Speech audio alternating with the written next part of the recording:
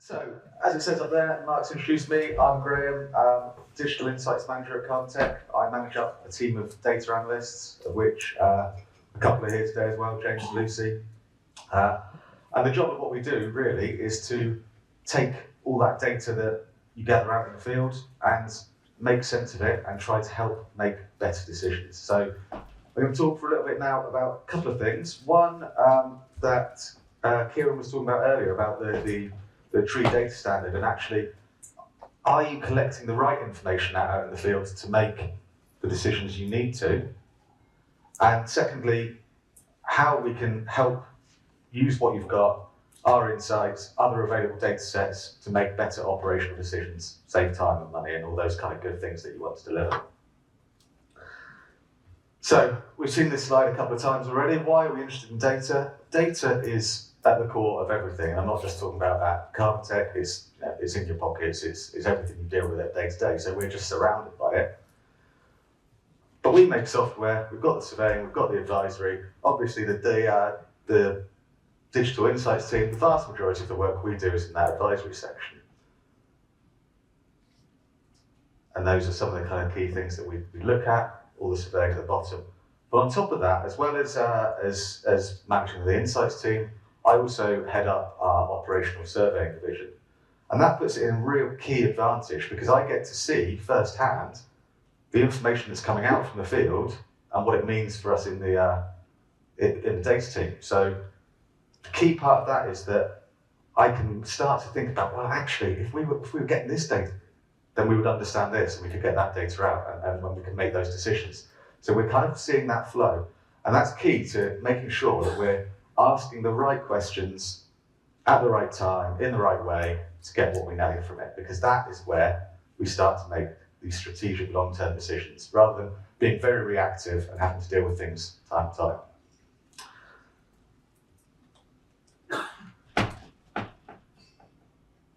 Mark's talked about all the different types of surveying we can do, so the use of AI, whether it's walked, ridden, driven, LiDAR, which I'm going to talk about in a second as well.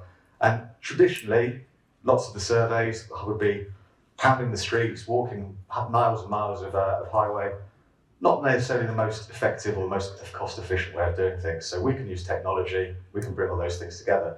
And the purpose of that is we want to save you time, we want to save you money, we want to help reduce CO2 emissions. What is big data compared to just standard data? There are 5 V's that people talk about when they talk about big data. And the key one being the value. That's what we can get out of it, that's what we can do stuff with. That's made up of a number of different things. So initially, you've got the volume, and that means the amount of stuff you've got. Over 1 million trees being handled inside KaarbonTech's systems at the moment, inside TreeSmart. But there are roughly 3 billion trees in the country, and a need to increase that tree population by about 50% over the next 20, 30 years if we want to meet our climate targets. So we're talking about 4.5 billion trees. The rate of collection, the rate of understanding these is going to be astronomical and exponential over the next 20 years. You've then got the variety of data. So that's what information are we collecting, what different stuff do we have? So there's lots of different things you can collect about the tree itself. The height, the breast height, the age, the life stage, all those kind of things. We also use some supplementary data sets. So we've got Ordnance Survey topographical data. We can look at heights and things above sea level, all the mapping, or where it relates to, where it sits in the world. And IoT data, so rainfall sensors and those other things that actually help us understand the situation where the tree is a bit more. Tree height and diameter breast height are absolutely crucial when you want to quantify and work out CO2 storage and the sequestration. So they're important things to understand. The age, the life stage, the structural condition of a tree, what defects and what history it's had, help you understand the risk of failure. So you need to be really thinking about what sort of data am I collecting and why, and what do I want to do with it? Where's it taking me, and where are we going with this? What's the outcome? The final element is the velocity. So that's how quickly am I collecting data? I've looked at the volume, I've looked how much, but actually, how quickly is it coming in? Because the rapidity of that helps you understand things over time and how things change. So we're having approximately 2,000 inspections or work requests or orders coming through our systems every day. We're bringing in the rainfall sensor that polls every 15 minutes, every other AI thing. So there's a huge amount of data that kind of all pulls together to help you make informed decisions. So those three things together help make up the value. And there's one other aspect, veracity. So the veracity is the accuracy, the trustworthiness of the information you're getting in. If all the information you're getting in is garbage, then the decisions you're going to make at the other end are going to be rubbish too. What does veracity mean for us? And there's three sort of core aspects we need to look at. Is the information accurate and consistent? Have you got one surveyor who's measuring everything in feet and inches and another one measuring everything in metric? Because you won't be able to make any decisions. We often see people who come to us and say, well, we like your system. We don't want to give you what we had before. We want to throw it away because we don't trust it. It doesn't seem like it's going to fit for us. Well, was it a complete waste of time in the first place collecting it? Is the data relevant?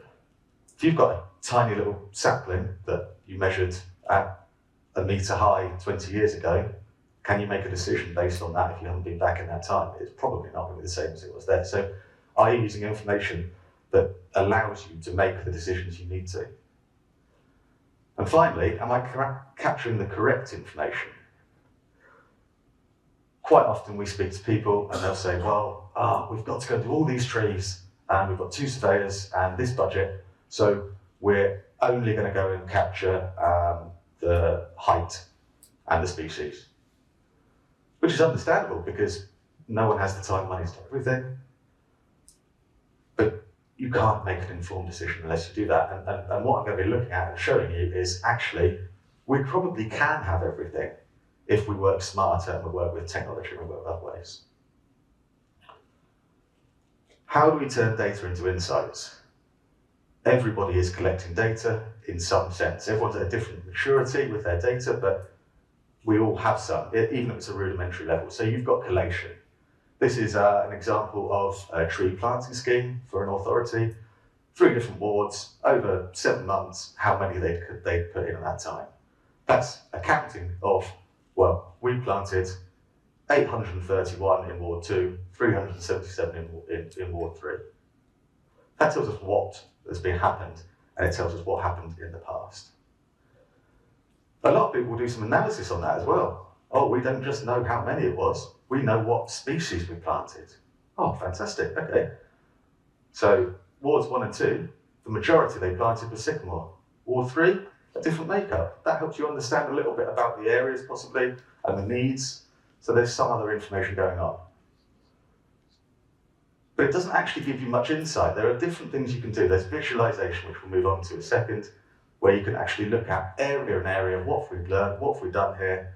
And the key thing is that, well, actually, we had this scheme, we needed to plant these trees, we're a bit behind, we're going to get there by this point in the future. So it's an operational judgment, an operational decision, rather than just a count of how many things you've done.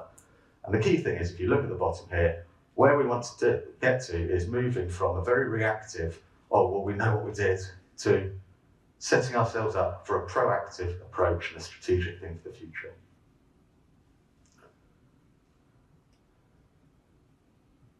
One of the ways that we're doing this is helping set up the tree management group. So this is set up in collaboration with Kew Gardens. The idea to work alongside with local authorities to improve that kind of understanding, that collection. So James was saying, oh, wouldn't it be great if we were all working the same way? This is the kind of first steps idea that we can collaborate, share, inform, work together. Different local authorities with experts and researchers from Kew Gardens, sharing their knowledge, starting to build consistency with that data standard so that we can improve the management and widen the scope. A lot of what we do, what James and Lucy do, I kind of look at it afterwards, is data visualization. And there's a real key thing to this. So I can show you a map here, and I can say all these black points are trees. And you look at it and say, so what? And then we can do some stuff behind the scenes. We've done some analysis, looked at the risk. and actually visualized it. And immediately, it's innate. I don't need to say anything. You've already made a judgment about that, about, well, where would I start if I was to look at something? Where's good and where's bad? So visualization, bringing things to life, is key because it makes things easier to digest. It helps us bring that data to life. It makes it easier to identify patterns. And it makes decisions really quick, direct. I'm going to walk you through a quick case study of a very recent thing we did with a customer. So they had our tree management system. They had TreeSmart for a number of years, being used by the highways team. And the highways team had built a beautiful inventory, knew how they were using it, were managing it to cyclically go and survey their trees. And then said, but we've shown this to the property guys, and they love it as well. And we've got all these parcels of land, we can bring in the property polygons, but we don't know where any of the trees are. You think, well, that's a huge amount of area. That could take, if you do traditional methods, that will take years and years and thousands of pounds to go and survey them. So we said, well, why don't we use LiDAR? So Mark mentioned LiDAR before. For anyone who doesn't know, it's a laser, you bounce it off something and it tells you how far away it is. So planes fly over and can very accurately tell you the height of the trees. This is freely available, this is something we can harness and we use. And we did use it in this situation when it mapped the heights and the canopy polygons. So what we've done here, you can see, yet again, with visualization, red is good, down to green. You've got red as your highest, and green are your lowest trees. Because we know that an impact zone of a tall tree is going to be bigger than a small one. If it falls, the radius that it can fall is going to be a much bigger distance. So we plotted it. The only thing we know at the moment is the height. We plotted them, we identified them. The small green areas, kind of the hedgerows and things, we brought in as polygons. The tall trees as individual trees, instantly created an inventory. And then, because at the moment we've only got the height, we validate that for a survey, but we can target that and say, well, look, this has got a load of really tall individual trees right next to a school. Probably start there rather than this little hedgerow that's just outside someone's house. So key benefits, it adds values to the existing approach, it's complementing. We need to go and survey, we've got to do that, but we can't survey everything, it's going to take forever. Removes the risk of walking roads without trees because we know where they are. Creates that inventory, makes targeting the sites much simpler. Again, it comes back to this thing we want to do every single time. Save time, save money, make more efficiencies, reduce emissions. How we use data to solve your real world problems. So again, James mentioned that he wasn't really big on the voodoo and the things behind that, and that's kind of my role. I think this is what to bring to life that actually, what is the data? What can we do? How does that kind of all fit?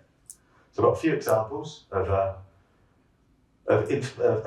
issues that we've kind of been working through with people, of how we've shown the skills we've got, answered some questions that actually, possibly, we didn't even know we were asking beforehand, but it builds into our knowledge and shows how we can support you to do other things. So where should I plant trees? I mean, this is a kind of a key starter for 10. We know that we need to plant 1.5 billion trees, and I'm pretty sure that everyone involved in this room will have planting as an element that they need to work on. Woodland Trust recommends that all local authorities have a tree and woodland strategy. Just a quick show of hands in this room, if you know that the way you work has a woodland strategy or some kind of risk management plan or an approach to trees. Okay, fantastic. So this is going to be something that we're going to talk about in the round table just after. And hands up again if you are directly involved in either coming up with that plan, designing that plan, or implementing it. Fantastic stuff. Okay. So how do you go about identifying suitable areas for trees? I'm sure there are loads and loads of different approaches, different ideas, but this is just a quick one that we come up with. So UK government target to achieve 17% tree canopy coverage. Does that mean as a whole in certain parcels of land? How do you start? Do you do that as a county, as a ward? What we can do is take that information, we've got that data, and plot it ward by ward and say, well, This one here got 41%. These down here are very, very low. Maybe that might be somewhere to start. Obviously, there are so many other factors involved, the suitability of the land. Could well be that their trees here have then, since then, it's all industrialised, they've been planted over, it might not be the best place for a tree anyway, there's no runoff. So many different factors, but it gives you a starting point to say, let's focus here, let's work where our task is, let's try and make things quicker and more efficient. It's a way of moving from being reactive to proactive.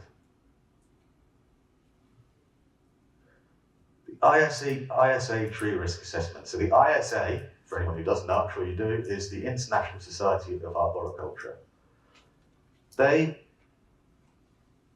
use a system called TRAP, Tree Risk Assessment Qualification, in order to go and survey a tree. It's a very, very long form. I'm not sure everyone doesn't use every single bit, but there's a section on it about aspects of the site to consider. So I've used this and thought, well, actually, this would be quite a nice thing to work through. So, patterns of previous tree failure, general and specific site-specific drainage, land disturbances, flooding, grade changes, hydrology, general characteristics of the tree, we kind of touched on already, land use history, terrain, wind patterns, soil characteristics. So I kind of mentioned, very, very briefly in passing there, that when you're looking at planting a tree, the land use history, the changes of something that kind of could affect where it's suitable. So then we looked at prioritizing trees by risk exposure. So, as I said before, we know that no one has the resource or budget to allow for every single tree to be surveyed in the traditional way. But actually, can we help identify which is the high risk areas, where there are your problems, where actually you should focus time and effort? We don't need every tree to be on the same cycle. I visit every single tree every 3 or 4 years. That's fine. But actually, if you've got trees with defects, could you potentially go to them once a year and not the others not for every 4 or 5? Manage your risk and your time. Litigation is a key driver for tree maintenance. So understanding where your risk is going to be absolutely crucial to avoiding that, because anything that you do is going to take time and money. So here is a map of a load of trees. You can just see, well, it's got a bit fuzzy, but in the top corner there, risk scores, high, medium and low, again, red, amber, green. And what we've done is we've drawn the trees by the impact zone. So if a tree is 10 metres tall and it falls over, it could be 10 metres, that's the radius of the tree. So the bigger the circle, the taller the tree.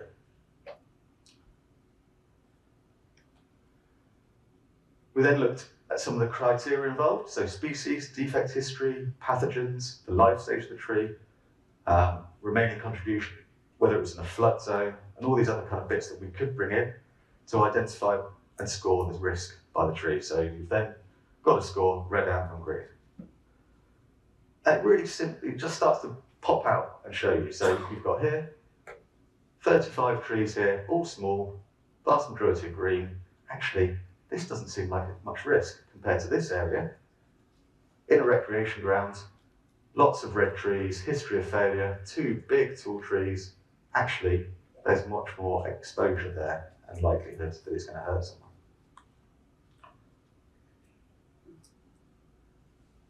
And what that does is it allows us to target the inspections. We can schedule cyclical visits, we can prioritise our work, we can start doing more with less.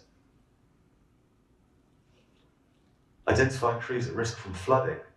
So that tree risk assessment mentioned altered hydrology, flood disturbances and things as a factor for planting when you're surveying, managing, planting trees. Climate change is obviously a key issue and seems to be only going one way, so flooding is going to be more and more of an issue for us over the years. And certain trees are more susceptible than others and less tolerant of being in flooded areas. So we can look at all those correlations, bring them together and say, well, these are potentially more likely to be effective than others. So here's a load of trees in Woking. Chosen Woking because of the data that they capture. And this again comes back to, are you capturing the right stuff? It's crucial for us to understand the tree species. We also quite like having the height, the diameter, breast height, canopy spread, and those kind of things. So we've got Woking's data set, and knowing the species, we can say these trees are more sensitive, these trees are more tolerant. We then have the Environment Agency flood zone data. So this is the fluvial flood zone, so rivers and streams. We also have the surface water flood zones, so much more from rainfall. And we can put them together. And we've got 6 here, 6 risk factors that could affect trees. If we overlay those trees back on, we can then identify the sensitive trees that are at most risk of flooding. If I get rid of the noise for you, you're left with those trees. Obviously, the darker blue areas are in more flood zones.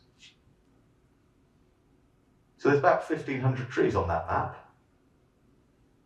But instantly, I've reduced the ones that key risk areas, the things that you really, really need to get to, from 1,500 to 100 or 2. Actually, that's where I need to concentrate my time and effort. We took it a step further and have a look at oak trees in the area. Because something we know is that oak processionary moth doesn't really like living on wet, waterlogged trees if it can avoid it. So actually, these could possibly be less susceptible to OPM than this area here.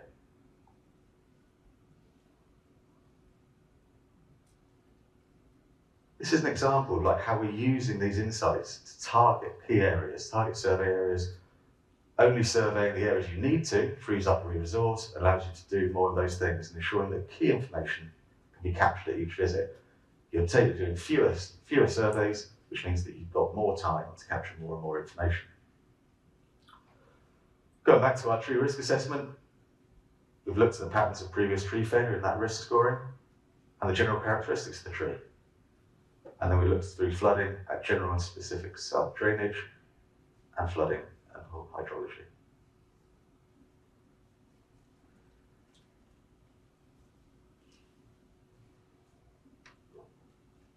Is it possible to select suitable trees for planting based on the soil type? If we know it. We know that trees have a preferred soil type, and we know what trees are better in certain landscapes for certain ecosystems. So we can map those and help you with the planning. So we've got this information. Local knowledge is vital. We can't get away from, actually, you're the experts out in the field, you know your areas. We can bring this up to life, but you still have that insight. I talked to a guy a week ago, just happened to be in London, but it could be an issue all over the country, about some very big trees, big thirsty trees in the dry kind of season last year. Sucked as much water out as they could. You've got clay areas, and then compacts, dries out the clay, potential struggles with subsidence and other issues. So actually knowing what you've got around you, where buildings are, other factors are key. But we can look at the soil. So here is a plan that shows you the soilscape soil types. You've got some loamy and clay floodplain soils, some loamy soils, some naturally wet soils, all those kind of things, which is absolutely fantastic. But wouldn't it be easier, much simpler, if we could just say, well, what trees are better in those areas? So we've got that data set as well. So in the yellow areas, beech, oak, some lowland birch in the purple areas. So actually, if we use this as an overlay with that data and analyse what you've currently got, what the defects would be, potentially where you would look for, actually this is what we want to do next, we need to plant here, what sort of things should I be doing? All kind of just comes to life. Again, this is immediately kind of applicable to those strategies, those looking plans, all those kind of things that we were looking at. Topography also affects tree success. So we can do some 3D modelling. Allows us to identify wind, weather, other factors, trees that are on slopes, exposed, where roots may be coming out, where they may be less stable, distances above the water table, soils and suitability. But it allows us to do it and see it. So if we bring this up, we can look at the slope and the gradient. No longer in Woking because there weren't enough hills to make it look pretty. So this is a bit of Cumbrian.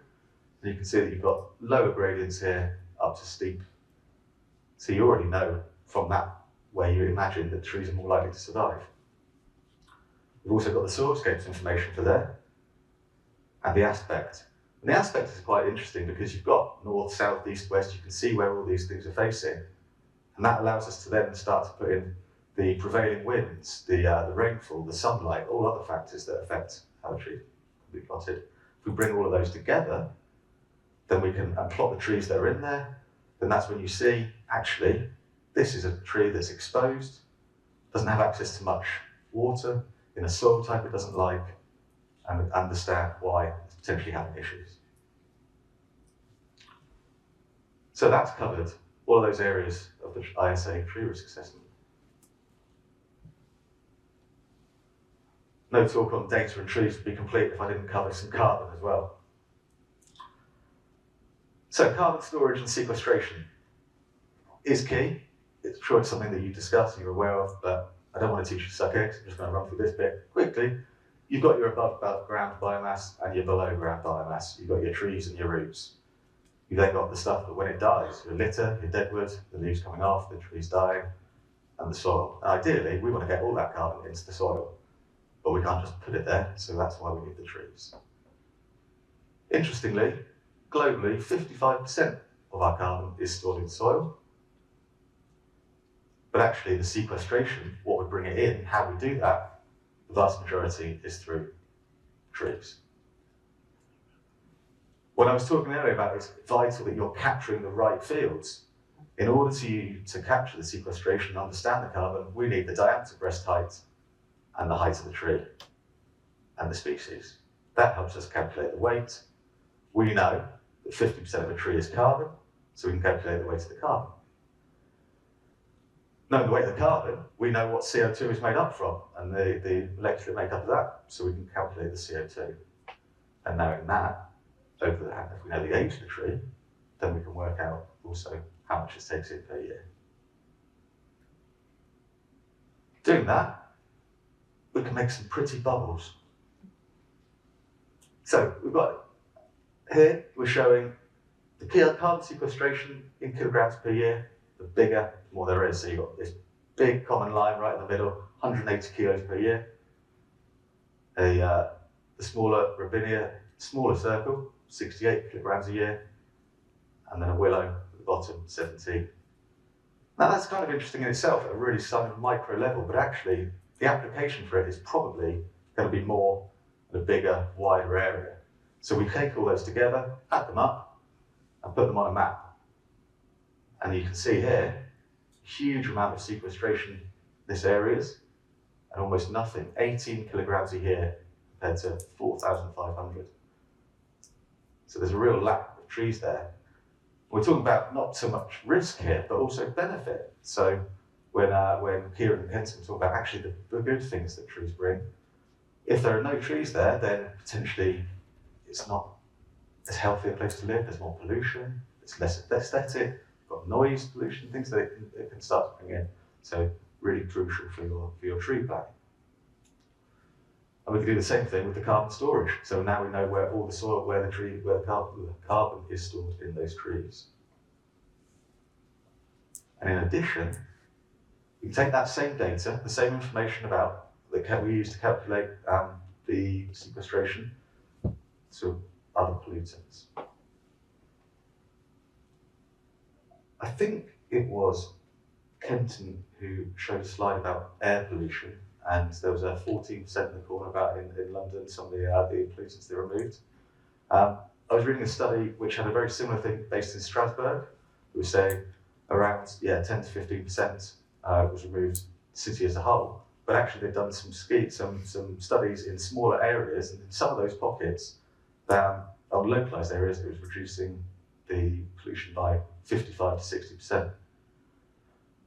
They also understood that hairier leaves are what kind of captures it. It all gets sucked into those. So understanding what varieties and species of trees to plant is kind of key. And using all that data and understanding where council land is, understanding the hydrology and the flooding, we can start modelling those perfect trees and those perfect ways to actually start to reduce some of that.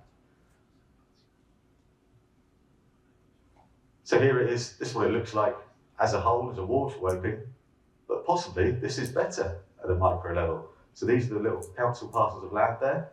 And actually, if you start to plant those bushes, those trees, those barriers, the right depth, then actually maybe we could reduce the pollution that is in our public spaces, in our schools. So that's a bit of a whirlwind kind of a rush through some of the things we've been doing with data and some of the kind of areas we're going and the way that actually we can kind of reduce the risk. But it's kind of a big cycle really to how this works. First of all, is capturing the useful data. So you need to make sure you're getting the right stuff in. Once we do that, then we can do the analytics, we can make the insight, we can identify those patterns.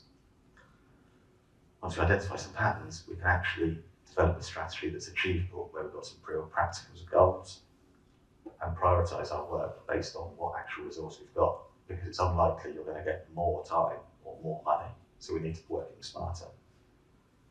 Once we understood that, we can put a plan in place and it moves around and round and round. And yet again, a bit of a theme for the day, what's at the centre of that is data. And that's me done. Thank you very much. Thank you very much.